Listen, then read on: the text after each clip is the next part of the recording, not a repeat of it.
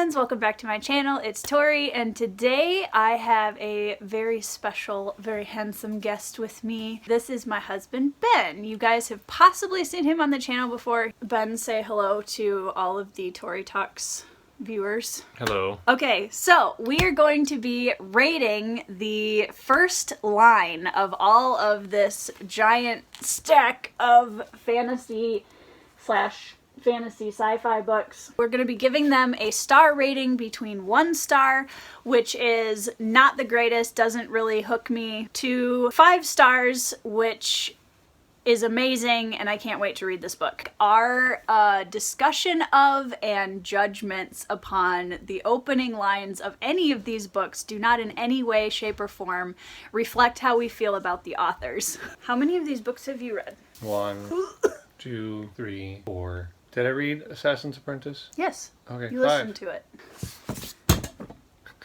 We're going to start with the king himself, Neil Gaiman, and his book Neverwhere, which is a book that I think I can safely say both of us absolutely loved. The night before he went to London, Richard Mayhew was not enjoying himself. I think it hits all the important points, and we're given the opportunity as readers to empathize with him because he's not enjoying himself, and immediately when we're around someone who's clearly having a rough time, There's like an instant. yeah, there's an empathy instant bond. like bond or a feeling of I know what it's empathy. like to not enjoy myself. I don't too. enjoy myself either sometimes, and so like what's wrong, Richard Mayhew? Figure this out. The one thing that I will say is that I typically gravitate more toward like action openings, I think. Maybe this is just me and I'm a judgmental person, but like my first thought, even having read this book and knowing Richard as a character, he could probably find something to do like that, you know? Like, come on, Richard. Like, I give that 3 stars. It's a solid, like, it is a good setup. Yeah. We have a kind of a little space with a character and an emotion. I kind of want to give it 4.5 just because it hits so many bases. All right, next up we have Red Rising by Pierce Brown, which again, both of us have read. This is one of my favorite sci-fi fantasy books of all time. Okay, question. If it's like a really short first line, do we give it 2? Like, do we read 2 opening lines or with just 1? No, I think we got to stick with it. All Just right. 1. I would have lived in peace. Isn't that good? It's a little short for me, I won't lie. But what I do really like about it is that immediately sets me up as this is going to be a book in which peace is not a thing. Yes. Which, like, to me makes my little like super conflict action heart very happy. Also, it sets up your main character as kind of a reluctant hero. The opposite of peace, of course, being war. There's something existentially sad about saying it might have been better or beautiful it might have been. And you know what? All of those things that were present in Neverwhere aren't present here. It's still that it's creating an empathetic bond the same way that Neverwhere does, Yes. just in a very different way. Yes, in a lot stronger way, I think. Solid 3.5. I'm wondering if I'm giving out high ratings too easy. Well, you're a lot nicer than me, so probably. Yep. So I'm starting myself at the mid-range, so I have room to go You have either room way. to go up. That was my problem. I already started at a 4.5. I'm getting it a 4.5. Moving on to the Queen Robin Hobb with Assassin's Apprentice. A history of the 6 duchies is of necessity a history of its ruling family, the Farseers. I'm gonna give that one a 2 star. I don't know, like, I don't know anything about the world. I don't know anything. There's no action happening. There's no character introduced, really. I mean, there's a family, and we know it's an important family, but this feels more like a nonfiction historical record, which is the point, but I'm just not like, wow, cool. I was thinking about a 3, but I kind of want to give it a 2. 2 Well, is a good and rating. knowing, and you know, in fairness, knowing, because both of us have also read this book, knowing that Robin Hobb tends to have a thoughtful, slow approach to her storytelling. No, she plays a long game. She plays with a these long books. game for sure. So, again, this is not a reflection of the book as a whole, just the first sentence. No, the book as a whole is much more than the first sentence would just indicate. Moving on to Lies of Locke Lamora by Mr. Scott Lynch, which Ben and I, again, have both read. At the height of the long, wet summer of the 77th year of Sendivani, the thief-maker of Camor paid a sudden and unannounced visit to the eyeless priest at the temple of Paralandro, desperately hoping to sell him the Lamora boy. We've got 3 characters introduced in the first sentence of the book. It's a lot of information. I do feel like it's a lot of information. The amount of information... This isn't just once upon a time, I'm making it all up. There are very specific things, and I'm giving you this detail so that you know you're in a specific world with rules and stuff like that. I do think he does a good job setting up 3 very interesting characters with one sentence, because you have the thief maker, the eyeless priest, and we have this boy that a thief maker desperately wants to sell. So you've got 3 like very interesting characters. I just feel like it's just a lot all at once. There is a lot. I think I kind of want to give it a 3.5. 3.5. It's hard because it's like one of my favorite books, and I know the characters. That does definitely like bias my opinion of it a little bit. I know, you've got to pull yourself out and bring yourself back to a moment when you don't know these characters or where it goes. Yeah, I'll give it a 3.5. All right, guys, so now we're going to move on to The Blade itself, the first book in the First Law trilogy by Joe Abercrombie, which neither Ben or I have read. I will be reading it this month. Ben will be reading it at some point in the future, probably. Logan plunged through the trees, bare feet slipping and sliding on the wet earth, the slush, the wet pine needles, breath rasping in his chest, blood thumping in his head. Okay, here's what I love about this. I like very sensory prose. I like utilizing all 5 senses. I like really getting immersed from the first sentence, and I'm going to give that a full 5 stars. Wow. Because we have a character, he's in an action immediately, he's plunging, like he's rushing through this space, but we get this very thick kind of forest feel vibe out of the environment he's in. Immediately, really Tori like is that. no longer here, she's there. Immediately, yep. Yeah. Like when you started reading, I was immediately like, oh yeah, I love this. I like the small details. That his feet are bare. Coming from the memories I have of what it means to run so hard that you do feel blood thumping in your head. It's good. This is really good stuff. You really give this good. a full 5. Yeah, I do. I like it. I want to give it a 4. I'm still missing a little bit more punch, though. He's titling the beginning of this chapter The End. I wonder if poor Logan is going to make it through this woods. Moving on to Mr. Brandon Sanderson with The Way of Kings, book 1 of the Stormlight Archive. Can you tell that I have introduced these books many times on my channel? This is a book that I have obviously read. Ben has not read these yet. Kelleck rounded a rocky stone ridge and stumbled to a stop before the body of a dying thunderclast. I like that it's dying and not dead. This is going to be an hour-long She's video. getting in my case for, like, doing this. I'm like, no, you can't. This is going to be way too long. I think I liked The Blade itself's opening more than the Stormlight. That's just because I don't know what a thunderclast is, and so it's hard for my brain to even make a picture. There's a sense of immediate vastness, I think, to it, where the Blade itself starts in a more like intimate setting. It's less Foreign. Yeah. Yeah. So there's not it's more relatable. The Blade itself is more relatable. Yeah. So I'm gonna give that a solid 4.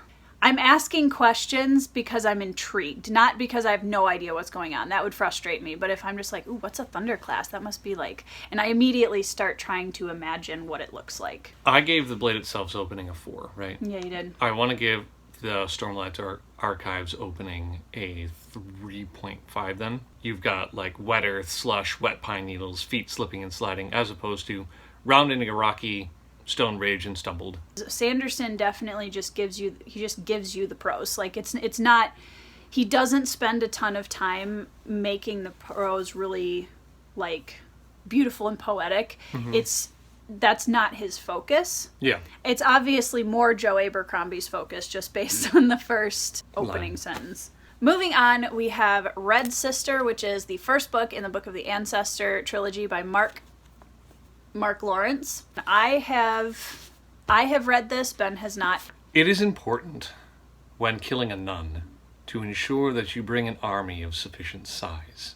I love that opening. I love that opening so much. The trilogy itself, I had mixed feelings about. I liked it, but that opening line, I know this is cheating, but I want to read chapter 1's opening because that's literally like 2 pages later. Chapter 1, no child truly believes they will be hanged.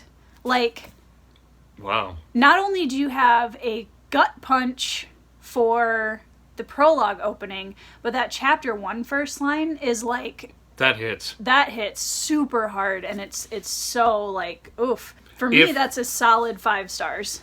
If I were rating that line, How I think I would give it a 5 star. Like, how would you not give that a 5 star? Like, Yeah. that's just a, ugh, like right in the gut. Yeah, we're not rating that line. We're rating No, this one. it is important when killing a nun to ensure that you.